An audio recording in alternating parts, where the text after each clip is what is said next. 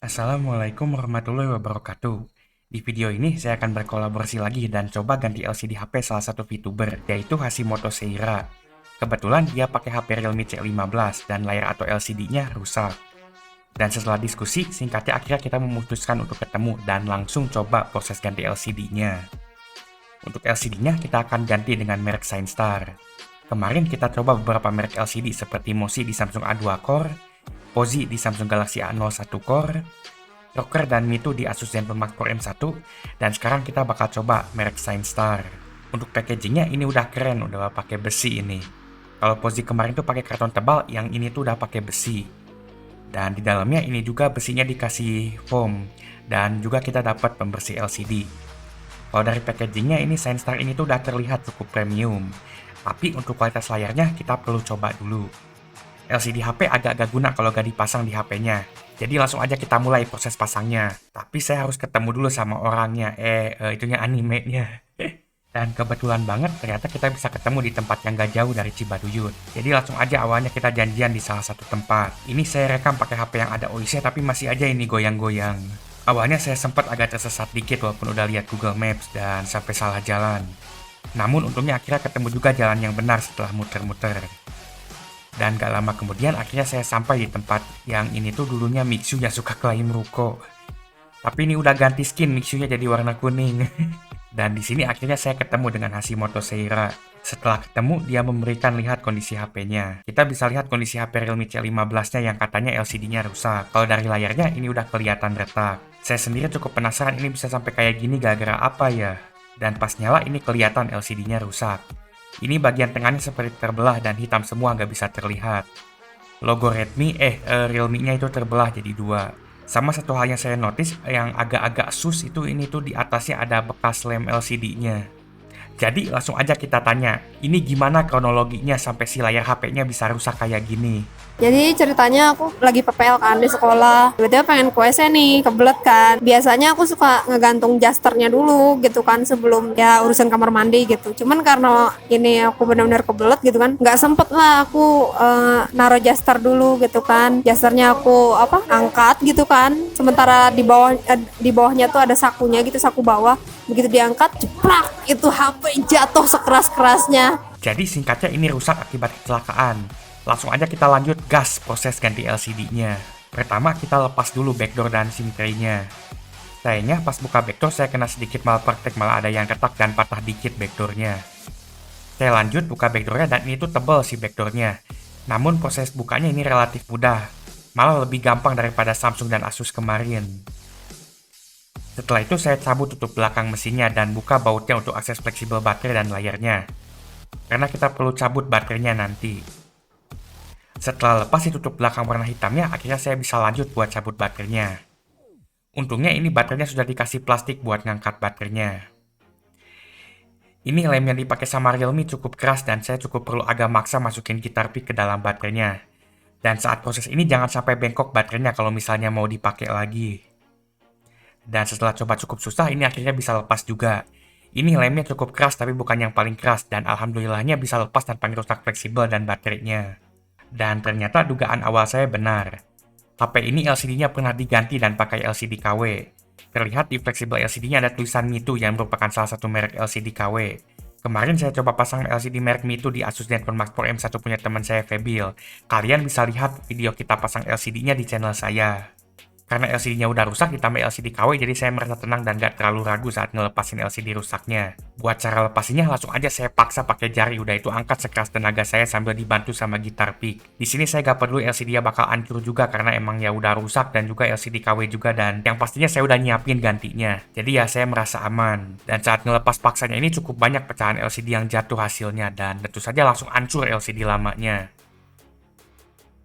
Dan akhirnya ini bisa copot LCD-nya. Dan ini benar saja LCD sebelumnya LCD KW merek Mitu. Tadi Seira juga sempat bilang ke saya katanya pernah ghostos layarnya dan dia cukup kaget pas tahu LCD lamanya itu ternyata KW.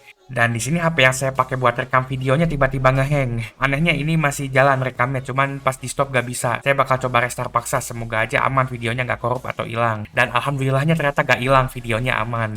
Selanjutnya saya coba bersihin dulu framenya. Saya bersihin dari bekas LCD lamanya dan bekas lemnya yang masih nempel. Fungsinya biar nanti bisa saya pasang lem baru dan LCD barunya bisa nempel. Ini proses bersihinnya tuh cukup lama karena lemnya kecil-kecil dan juga cukup berkat. Dan setelah lem lamanya bersih, saya mau coba dulu LCD barunya, pastiin jalan sebelum dilem permanen ke HP-nya. Ini bagian lepas tutup plastik belakangnya juga cukup satisfying. Saya coba masukin LCD-nya tanpa dilem, lalu colok konektornya dan juga baterainya cuma buat tes LCD barunya. Awalnya saat saya coba nyalain sempat kaget ini nggak mau nyala. Saya agak takut mesinnya mantot di tengah jalan atau LCD-nya nggak fungsi. Tapi ternyata ini akibat kurang nempel buat ke konektor tombol powernya. Dan singkatnya ini akhirnya masih bisa nyala, alhamdulillah. Muncul tulisan Realme dan tidak terbelah lagi. Saya suruh coba dan ternyata ini sudah fungsi LCD-nya. Cuman karena malpraktik dikit, tombol volume atasnya jadi gak jalan gara-gara fleksibelnya agak rusak. Karena sudah fix jalan, selanjutnya saya copot lagi LCD-nya dan siapkan lemnya. Seperti biasa, saya pasang lemnya di pinggirnya. Namun sayangnya karena ini HP-nya layar poni, jadi tempatnya tuh agak sedikit kecil dan masangin lemnya itu sedikit lebih susah dibandingin HP yang masih ada bezelnya. Yang harus agak hati-hati juga bagian atas tuh jangan semuanya dilem karena ada sensor earpiece dan ada kameranya juga itu jangan ikutan dilem. Akhirnya saya bisa lem LCD-nya walaupun agak kurang rapi gara-gara tempatnya kecil dan saya agak sedikit gemeteran juga. Selanjutnya saya tempelkan LCD-nya ke tempatnya, lalu tekan-tekan dikit dan tempel konektor LCD beserta baterainya. Dan alhamdulillahnya lagi, ini masih nyala. Selanjutnya kita tunggu kering. Sambil menunggu LCD-nya kering dan nempel, kita akan lihat dulu daftar orang yang sudah join membership. Karena salah satu keuntungan membership channel ini adalah kalian dapat kesempatan buat masuk TV di video selanjutnya, selama masa membershipnya.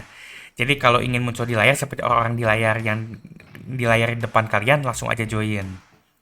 Selain masuk TV, kalian juga bisa dapat keuntungan lain seperti nonton video lebih awal sebelum rilis publik, dan juga bisa nonton video khusus di MMA alias yang membership aja. Karena ada beberapa video yang eksklusif gak semua orang bisa lihat. Dan iya, ini harganya cuma 5.000. Dengan semua keuntungan tersebut, ini gak bohong. Wah, murah banget. Setelah beberapa menit, ini LCD-nya sudah cukup kering. Sebenarnya sih awalnya saya pengen timpa pakai barang berat seperti saran di komentar. Namun sayangnya saya malas bawa barang berat buat nimpanya karena saya servisnya di luar. Jadi ya maaf sekarang saya pakai penjepit lagi. Namun nanti kedepannya saya akan coba pakai barang berat ini ya buat nimpanya. Setelah ini saya coba tempel lagi mesinnya karena sepertinya layarnya sudah bisa nempel dan fungsi.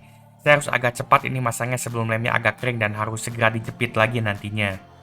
Dan setelah nempel mesin dan tutup hitamnya, saya pasang lagi backdoornya seperti biasa. Setelah LCD-nya cukup kering dan terpasang, saya pasangkan juga tempered glass tambahan. Fungsinya biar lebih awet layarnya dan juga lebih tahan kalau ke depannya jatuh atau kegores. Jujur sih saya kalau pakai HP kalau gak pakai tempered glass tuh kayak ada rasa gak tenang gitu. Jadi ya biar lebih tenang ke depannya mending pasang aja. Dan untuk prosesnya ini tinggal bersihin dulu layarnya, udah itu pasang kurang lebih. Kalau dari kualitasnya ini juga walaupun LCD KW ini cukup baik. Secara sekilas ini lebih baik dibandingkan LCD KW yang nempel sebelumnya. Sepertinya LCD Senstar ini ada harga, ada kualitasnya. Sekarang langsung aja kita coba tanya, gimana rasanya sekarang LCD HP-nya sudah fungsi lagi?